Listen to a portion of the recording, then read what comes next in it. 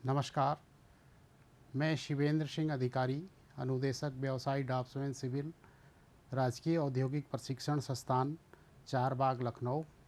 आज मैं आपको व्यवसाय ड्राफ्ट्समैन सिविल के प्रथम वर्ष के पाठ्यक्रम में वर्णित टॉपिक वर्टिकल ट्रांसपोर्टेशन के बारे में प्रशिक्षण प्रदान करूंगा।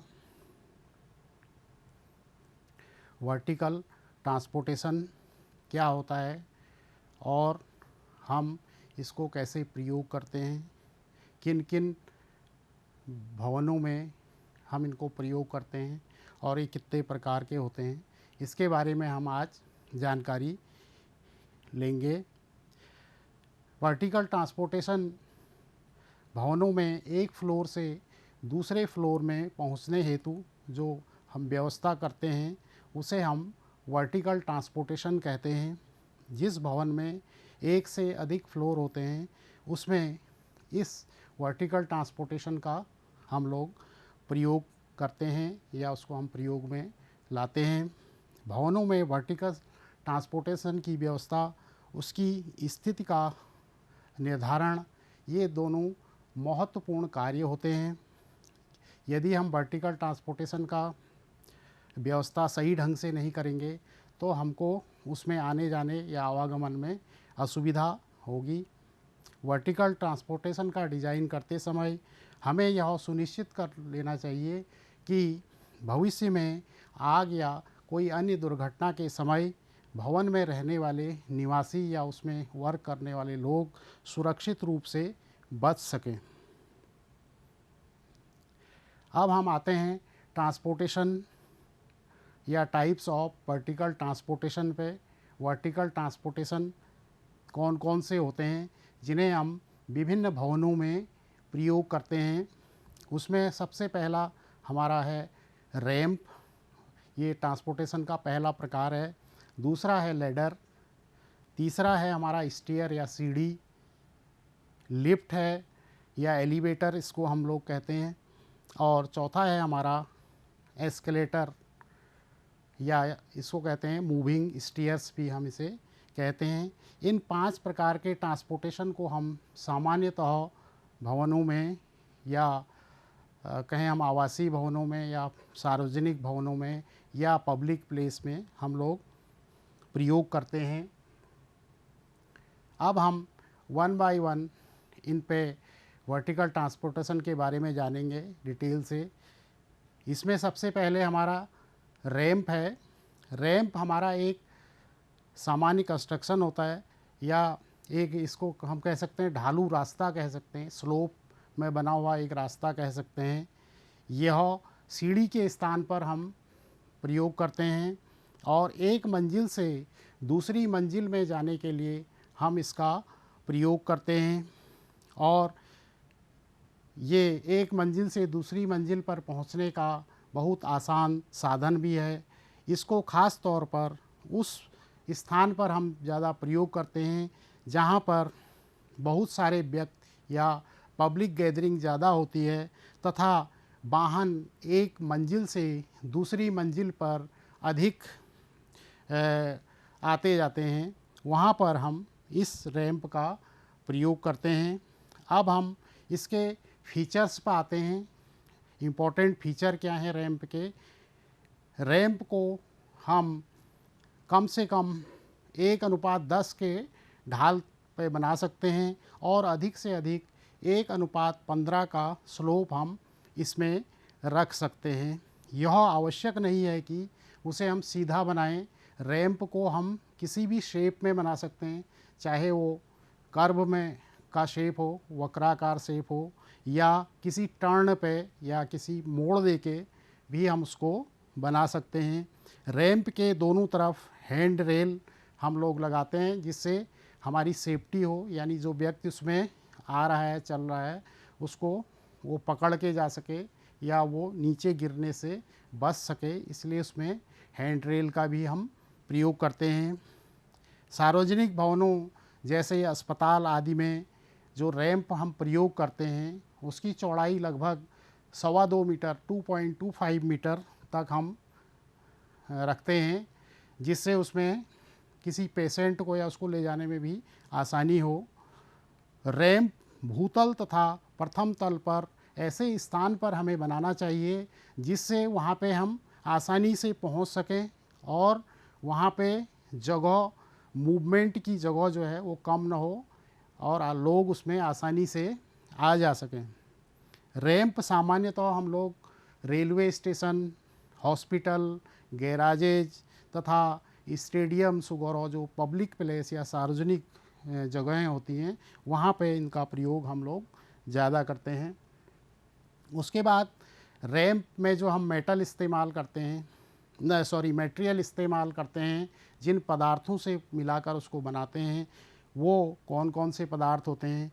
इसके लिए हम स्टोन का प्रयोग कर सकते हैं, ब्रिक का प्रयोग कर सकते हैं, टिम्बर का प्रयोग कर सकते हैं या स्टील का प्रयोग कर सकते हैं, या हम साधारण कंक्रीट से भी रैंप बना सकते हैं, या हम आरसीसी का या प्रबलित सीमेंट कंक्रीट का प्रयोग कर इन रैंप्स को बना सकते हैं। पर्पज़ हमारा इसका क्या होता है, ये एक मंजिल से दूसरे मंजिल पर आने जाने के लिए अधिकतर इनका प्रयोग किया जाता है। एक पहला पर्पज़ ये है इसका। दूसरा पर्पज़ ये है, इससे हम आसानी से विकलांग व्यक्तियों को सुगमता से लाने ले जाने के लिए प्रयोग करते हैं, या वाहन को हमें एक मंजिल से दूसरी मंजिल पर ले जाना है तो उन वाहनों को भी हम ऊपर या नीचे आसानी से ला सकते हैं। इसका अब दूसरा जो हमारा वर्टिकल ट्रांसपोर्टेशन का साधन है वो है लैडर। लैडर एक अस्थाई साधन होता है, इसको हम एक दूसरी जगह पे शिफ्ट भी कर सकते हैं। लैडर की संरचना को जो है हम लकड़ी, धातु या रस्सी आदि से भी बना सकते हैं। इसका प्रयोग हम परमानेंट वर्क के लिए या परमानेंटली नहीं करते हैं, क्योंकि इसको ये एक अस्थाई टाइप की संरचना है। इसमें दो डंडे होते हैं लकड़ी के लंबे, और उस पर बीच में बराबर दूरी में क्रम से क्षैतिज या हॉरिजेंटल छोटे छोटे लकड़ी के पीसेज हैं, उनको लंबे डंडों के साथ आपस में कील की मदद से, पेंच या अन्य साधन से उसको जोड़ देते हैं, जिसके सहारे हम फिर ऊपर या नीचे चढ़ या उतर सकते हैं। उसके बाद तीसरा हमारा ट्रांसपोर्टेशन का, वर्टिकल ट्रांसपोर्टेशन का साधन है स्टीयर। स्टीयर एक परमानेंट जो है निर्माण है, ये सभी भवनों में प्रयोग किया जाता है। सीढ़ी का अभिप्राय विभिन्न तलों के मध्य ऊर्ध्वाधर या वर्टिकल ट्रांसपोर्टेशन या आवागमन से होता है। सीढ़ी को हमें इस प्रकार बनाना चाहिए कि विभिन्न तलों के बीच हम चढ़ते और उतरते समय सुरक्षित रहें और आसानी से चढ़ उतर सकें और शीघ्रता से चढ़ उतर सकें। इस पर्पज़ से हम सीढ़ी को बनाते हैं। जिस स्थान पर हम सीढ़ी का निर्माण करते हैं वो सीढ़ी कक्ष या स्टेयरकेस हमारा कहलाता है। सीढ़ी की अगर हम डेफिनेशन की बात करते हैं तो सीढ़ी स्टेप्स की एक क्रमबद्ध व्यवस्थित कतार है जो भवन के विभिन्न मंजिलों को आपस में जोड़ती है और वो सीढ़ी कहलाती है। यह भवन के विभिन्न तलों एवं लैंडिंग के बीच चढ़ने एवं उतरने हेतु हम इसका निर्माण करते हैं। वह कक्ष या भवन या वह भाग जिस भाग में हम सीढ़ी बनाते हैं उसे हम सीढ़ी कक्ष भी कहते हैं या स्टेयरकेस कहते हैं। हम जो खुला स्थान या भाग सीढ़ी द्वारा ढका रहता है वह सीढ़ी मार्ग हमारा कहलाता है। इसकी लोकेशन एवं स्थान ऐसी जगह पर होना चाहिए जिससे हम लोग आसानी से उस भवन के सभी कमरों में पहुंच सकें। ऐसी जगह पर हमें उसका निर्माण करना चाहिए। उसके बाद चौथा हमारा जो वर्टिकल ट्रांसपोर्टेशन का की व्यवस्था है वह है लिफ्ट। लिफ्ट ये दो उद्देश्यों से हम इसका निर्माण करते हैं। जैसे यात्रियों के आवागमन के लिए भी लिफ्ट का प्रयोग किया जाता है और सामान को लाने या ले जाने हेतु एक मंजिल से दूसरे मंजिल पर प्रयोग किया जाता है। इसका प्रयोग हम व्हील चेयर्स या बच्चों की ट्रॉली को ले जाने हेतु भी ज़्यादातर करते हैं।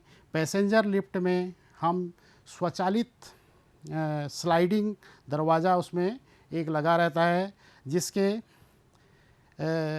जिससे वह अपने आप खुलता या बंद होता है। सुरक्षा की दृष्टि से हम इसमें एक सेफ्टी इंटरलॉक जो है लिफ्ट पर लगा देते हैं, जिससे लिफ्ट के दरवाजे के खुले रहने पर वह स्वयं न चल सके। जब हम उसको ऑन स्विच को प्रेस करेंगे तभी वो चलता है, अन्यथा उसमें दुर्घटना होने का चांस हो सकता है, इसलिए उस पर स्विच लगा होता है। उसके बाद यदि इसकी डेफिनेशन की हम बात करेंगे तो लिफ्ट एक वर्टिकल ट्रांसपोर्टेशन का एक उपकरण है। यह एक मंजिल से दूसरी मंजिल पर सामान को या लोगों को लाने ले जाने के लिए हम लोग प्रयोग करते हैं।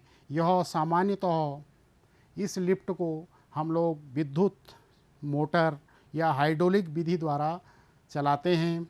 लिफ्ट के प्रकार एवं साइज एवं संख्या भार उठाने की क्षमता पर डिपेंड करती है। यह वो कितना लोड उठा सकता है, तो उसी प्रकार से उसका साइज़ बनाते हैं या आकार बनाते हैं, या उन लिफ्टों की संख्या बनाते हैं उस भवन में कि 1 या 2 या 3 4 लिफ्ट होनी चाहिए। वहाँ की जो पब्लिक गैदरिंग है उस पर डिपेंड करता है भार उठाने की क्षमता पर। दूसरा निर्भर करता है भवनों के मंजिलों की संख्या पर। भवन कितने स्टोरी का है उस पर भी लिफ्ट के आकार और प्रकार निर्भर करते हैं। अनुमानित चक्करों की संख्या एवं उसकी गति पर ये निर्भर करता है। उसके बाद पांचवा हमारा जो ट्रांसपोर्टेशन का निर्माण है वह है मूविंग स्टेयर या एस्केलेटर। एस्केलेटर सीढ़ी, इस सीढ़ी को हम मूविंग स्टेयर भी कहते हैं एस्केलेटर को। यह एक विद्युत द्वारा स्वचालित सीढ़ी होती है, यानी ये विद्युत से अपने आप चलती रहती है। यह सीढ़ी एक रिवॉल्विंग ड्रम इस पे लगे होते हैं, उस ड्रम पे ये निरंतर चलती रहती है। इसके टॉप एवं बॉटम में कुछ स्टेप्स जो होते हैं वो फर्श लेवल पर रहते हैं। उसके बाद इसके फीचर्स पर अगर हम जाएंगे, एस्केलेटर के जो आवश्यक भाग होते हैं वो क्या होते हैं। इसमें एस्केलेटर को जो है हम 3 मुख्य भागों से मिलाकर बनाते हैं। इसमें सबसे पहला जो भाग होता है स्टील ट्रस्ट फ्रेमवर्क होता है। ये स्टील ट्रस्ट फ्रेमवर्क उसका ढांचा होता है एस्केलेटर का, और स्टील से या लोहे से हम इसको बनाते हैं। दूसरा इसका भाग होता है hand rail. Hand rail escalator के जो स्टेप्स होते हैं उसके अगल बगल लगे होते हैं, जिसको हम पकड़कर प्रयोग करते हैं या ऊपर या नीचे हम चढ़ सकते हैं, तो उसे हम हैंड रेल कहते हैं। उसके बाद आता है एंडलेस बेल्ट्स ऑफ स्टेप्स। जो स्टेप जिस पे हम चढ़ के ऊपर को मूव करते हैं या जिस पे हम ऊपर जाते हैं या नीचे उतरते हैं, उसके नीचे उन स्टेप्स के नीचे एक बेल्ट लगी रहती है जिसे हम एंडलेस बेल्ट ऑफ स्टेप कहते हैं। इसी बेल्ट पे वो स्टेप जो है फिक्स रहते हैं, उसे और मूवमेंट करते रहते हैं। अब हम इस पे आते हैं कि इसकी स्पीड क्या होती है और स्लोप क्या होता है। इस सीढ़ी की गति 450 मिलीमीटर पर सेकंड होती है, यानी एक 450 मिलीमीटर की डिस्टेंस ये जो है 1 सेकंड में तय करती है, यानी 45 सेंटीमीटर ये मूव करती है 1 सेकंड में। ये सीढ़ी एक पुल के समान 2 फ्लोर्स के बीच बनाई जाती है, यानी इसका जो डिज़ाइन होता है एज ए ब्रिज होता है, ब्रिज के अकॉर्डिंग ये वर्क करता है। तो ये 2 फ्लोर्स के बीच हम इसको बनाते हैं। इस सीढ़ी का ढाल जो कोण होता है, जिस एंगल पे या जिस स्लोप पे हम इसको बनाते हैं, फर्श से जो स्लोप होता है वो 30 डिग्री का एंगल इसका होता है। यदि हम इसको डिज़ाइन करेंगे तो ये फ्लोर है हमारा और ये सीढ़ी का स्लोप है, तो ये 30 डिग्री का एंगल इसका होगा। इस आधार पे हम इसका निर्माण करते हैं। इसका डिज़ाइन की हम बात करते हैं, इस सीढ़ी का निर्माण इस प्रकार से करते हैं कि वह अपने ऊपर आने वाले भार को सुगमतापूर्वक उठा सके, यानी आसानी से वो लोड उठा सके। इसके जो डिज़ाइन का मुख्य कारक होता है वो होता है मंजिल से मंजिल की ऊंचाई, यानी एक फ्लोर से दूसरे फ्लोर की जो ऊंचाई होगी तो उस पर वो डिपेंड करता है, और वहाँ पे स्पेस कितना है तो उसके हिसाब से हम इसको डिज़ाइन करते हैं। ये एंगल उस पर डिपेंड करता है, 30 भी हो सकता है, थोड़ा कम या ज़्यादा भी हो सकता है। तो इस फ्लोर की हाइट यहाँ से यहाँ तक कितनी है इस पर ये डिपेंड करता है डिज़ाइन इसका। सीढ़ी, दूसरा सीढ़ी का जो रास्ता होता है उसके संरचना के फ्रेम के चारों ओर वो स्वतंत्र रहना चाहिए, यानी जो हम इसका फ्रेम है या स्ट्रक्चर है उससे वो स्टेप हैं उसके बीच में कोई वो आपस में चिपके नहीं होने चाहिए, नहीं तो मूवमेंट में इसमें दिक्कत आएगी या वो आपस में रगड़ेगा उसका जो फ्रेम या ढांचा है स्टेप्स के साथ, इसलिए वो बिल्कुल स्वतंत्र रूप से रहना चाहिए। उसके बाद हम आते हैं इसके लोकेशन पे। लोकेशन यानी उसको कहाँ पे हम लगाएं भवन के अंदर। हमें ऐसे स्थान पर उसको लगाना चाहिए जहाँ पर आवागमन अधिक हो, या वहाँ पे स्पेस जो है अधिक से अधिक हो, या वहाँ पे इंट्रेंस जो है अप्रोच हमारी अच्छी हो आवागमन की, जहाँ पर लोग आ जा रहे हैं, तो उस जगह पे हमको इसे भवन पे लगाना चाहिए। उसके बाद आते हैं हम इसकी इंस्टॉलेशन की बात। इंस्टॉलेशन इसका कैसे करते हैं, इसमें सारे इसके जो एस्केलेटर बनाते हैं हम, इसका सारा जो ढांचा होता है या पूरा डिज़ाइन होता है उसको हम वर्कशॉप में बनाते हैं। वर्कशॉप में पूरा तैयार करते हैं, साइट से उसकी मेजरमेंट ले जाते हैं कि कितना बड़ा या कितने एंगल पे उसको बनाना है। उसके बाद उसको वर्कशॉप में हम पूरा तैयार करते हैं। तैयार करने के बाद फिर उसको साइट पे या कार्यस्थल पे ले जाकर उसको इंस्टॉल कर देते हैं या फिक्स कर देते हैं। और इस सीढ़ी का निर्माण हम जो है एक जोड़ी के रूप में करते हैं, यानी उसमें एस्केलेटर दो भागों में बनाया जाता है, एक अपवर्ल्ड चलता है और एक डाउनवर्ल्ड चलता है। तो जो अपवर्ल्ड और डाउनवर्ल्ड चलता है उसमें नीचे से ऊपर जाने वाला अपवर्ल्ड कहलाता है, और जो ऊपर से नीचे आता है वो डाउनवर्ल्ड होता है। उसके बाद इसका एडवांटेज क्या है, इसमें बिजली की खपत हमारी कम होती है, ज़्यादा लोड उठाने की इसकी क्षमता होती है, और ये ऑपरेटर विहीन होता है, यानी किसी ऑपरेटर को इसको चलाने की आवश्यकता नहीं पड़ती है। एक बार इसको स्टार्ट कर देते हैं तो ये चलता रहता है।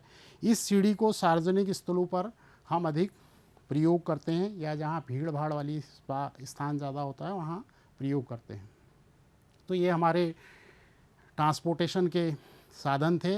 अब हम आते हैं टेक्निकल टर्म्स पर। वर्टिकल ट्रांसपोर्टेशन में हम कौन कौन से तकनीकी शब्दों का इस्तेमाल करते हैं या उनका प्रयोग करते हैं। तो हम सबसे पहले आते हैं ट्रिड पे। सीढ़ी पे एक पार्ट होता है ट्रिड। ट्रिड क्या होता है हमारा, ये स्टेप का ऊपरी क्षैतिज भाग होता है। यहाँ पे दिख रहा है जो ये स्टेप बने हैं दो, या यहाँ पे देख लें हम, ये ट्रिड है। ऊपर का जो ये हॉरिजेंटल पार्ट है यहाँ से यहाँ तक का, ये ट्रिड है। और उसके बाद आता है गोइंग, दो राइज के फेसेस के बीच की क्षैतिज दूरी तो गोइंग कहलाती है। दो उठानों के बीच की क्षैतिज दूरी, यानी अगर एक उठान हमारा ये है और एक ये है तो इसके बीच की जो हॉरिजेंटल डिस्टेंस है ये हमारा जो है गोइंग कहलाएगा। उसके बाद आते हैं हम राइजर पे।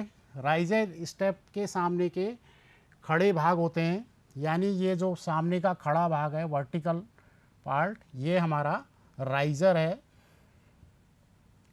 उसके बाद आते हैं हम फ्लाइट लैंडिंग के बीच स्टेपों की सीरीज जो है फ्लाइट कहलाती है। यानी यहाँ से इस फ्लोर लेवल से इस लैंडिंग लेवल तक, यहाँ तक जितने भी इसमें स्टेप होंगे 10, 11, 12, 4, 5, तो ये जो है ये जो इसकी एक सीरीज है यहाँ से यहाँ तक स्टेप्स की, ये हमारी फ्लाइट कहलाएगी, एक फ्लाइट कहलाएगी। उसके बाद आते हैं हम नोजिंग पे। यह ट्रिड और राइजर के आगे का बढ़ा हुआ भाग है नोजिंग। यहाँ पे ये दिख रहा है नोजिंग लिखा भी है। तो ये नोजिंग कहलाता है। ये ट्रिट को एक्स्ट्रा थोड़ा एक्सटेंड कर देते हैं, जिससे एक तो स्पेसियस हो जाता है, वो ज़्यादा चौड़ाई मिल जाती है और देखने में सुंदर लगता है, इसलिए इसको बनाया जाता है। उसके बाद आता है स्कोटिया। यह नोजिंग के नीचे बनाया गया एक छोटा सा निर्माण होता है, या मसाले से उसमें नीचे कोई डिज़ाइन बना देते हैं मोल्डिंग टाइप की, तो वो स्कोटिया कहलाता है। उसके बाद आता है वॉकिंग लाइन। ये वॉकिंग लाइन एक इमेजिनरी रेखा होती है, काल्पनिक रेखा होती है। इसे जो सीढ़ी में जो व्यक्ति चलता है, आवागमन करता है, और उसके जो पाँव से चली हुई दूरी होती है, या वो जो एक लाइन बनती है उसके पाँव से चलने पे, वो इमेजिनरी रेखा हमारी वॉकिंग लाइन कहलाती है। और ये जो हैंड रेल लगी है, इस हैंड रेल से वो इसके सेंटर, जो सीढ़ी की चौड़ाई होती है, इस चौड़ाई के सेंटर से वो गुजरती है वो रेखा, तो ये हमारी वॉकिंग लाइन कहलाती है। उसके बाद नेक्स्ट है हमारा हेड रूम। हेड रूम एक फ्लाइट के नोजिंग के बीच की जो खड़ी ऊंचाई होती है और उसके तुरंत ऊपर के फ्लाइट के नीचे तक की जो ऊंचाई होती है, वो हमारी हेड रूम कहलाती है। यदि ये फर्श है और हम यहाँ से चले फिर ऐसे, तो इस पहले स्टेप से, ये पहला स्टेप है हमारा, इस स्टेप से यहाँ तक की जितनी ऊंचाई होगी इस स्टेप तक, तो ये हमारा हेड रूम कहलाएगा। और हेड रूम हम जो है सीढ़ी पे हमेशा लगभग 2 मीटर तक रखते हैं। 2 मीटर का हेड रूम हमारा अवश्य होना चाहिए, जिससे हमारा सर जो है दूसरी फ्लाइट पे ऊपर जो है न टकराए। उसके बाद आता है रन। रन क्षैतिज तल में चौकी सहित सीढ़ियों के कुल लंबाई जो है रन कहलाती है। यानी जो स्टेप्स थे हमारे, मान लिया ये स्टेप है यहाँ से यहाँ तक, और इसके साथ जो लैंडिंग होगी यहाँ तक की जो हॉरिजेंटल दूरी होगी, या हम यहाँ पे ऐसे समझ सकते हैं, ये लैंडिंग है हमारी, इस लैंडिंग से यहाँ तक की जो क्षैतिज दूरी होगी, हॉरिजेंटल या क्षैतिज दूरी, ये रन कहलाएगी हमारी।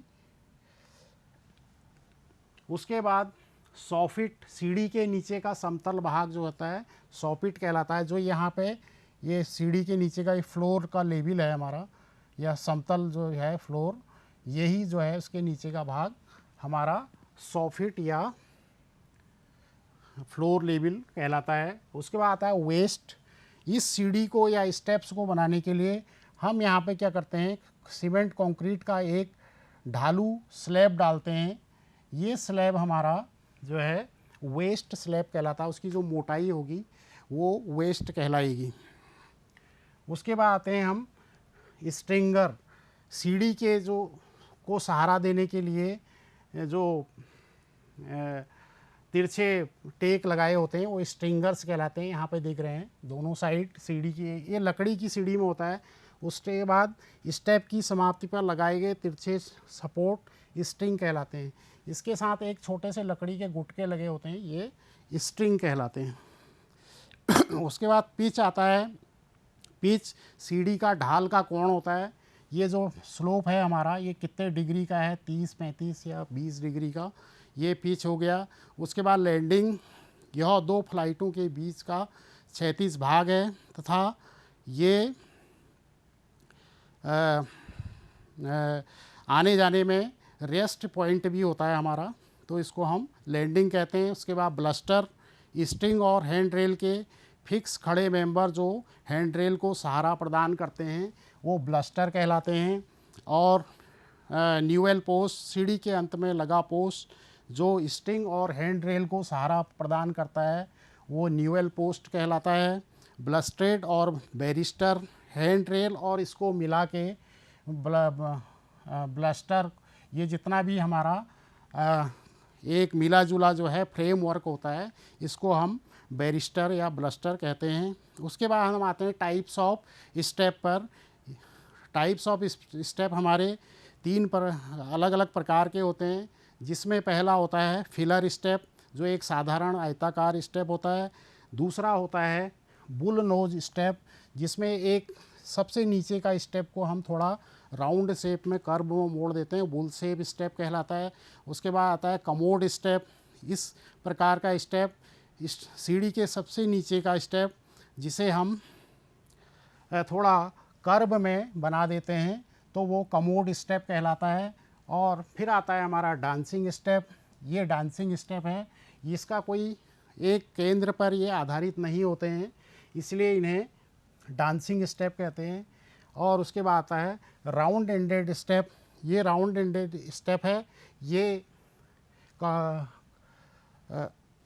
ये बुलनोज की तरह होता है स्टेप, लेकिन ये जो कोना मोड़ा होता है ये हाफ राउंड में हम लोग मोड़ देते हैं, इसलिए इसको राउंड एंडेड स्टेप कहते हैं।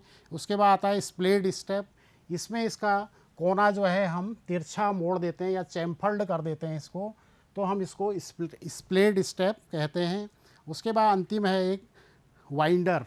वाइंडर जो है हम ऐसी जगहों पर प्रयोग करते हैं जहाँ पे हम सीढ़ी को हमें टर्न करना होता है, मोड़ना होता है, वहाँ पे हम इस तरह के स्टेप्स का प्रयोग करते हैं, तो उन्हें हम वाइंडर स्टेप कहते हैं। इनका प्रयोग हम सीढ़ी की हाइट बढ़ाने के लिए या जगह की कमी जहाँ होती है वहाँ पर भी प्रयोग करते हैं। तो आज हमने जो उपरोक्त प्रशिक्षण लिया उसका सारांश इस प्रकार है, जिसमें हमने आपको वर्टिकल ट्रांसपोर्टेशन के बारे में बताया क्या होता है, और types of vertical transportation used in different building. विभिन्न प्रकार के भवनों में हमने कौन कौन से ट्रांसपोर्टेशन यूज़ किए, जैसे रैंप है, लेडर है, स्टेयर है, लिफ्ट है, मूविंग स्टेयर्स है, एस्केलेटर है, ये सब इसके अंतर्गत आते हैं। मूविंग स्टेयर्स में और उसके बाद टेक्निकल टर्म्स हमने आपको बताए जो सीढ़ी पे हम यूज़ करते हैं।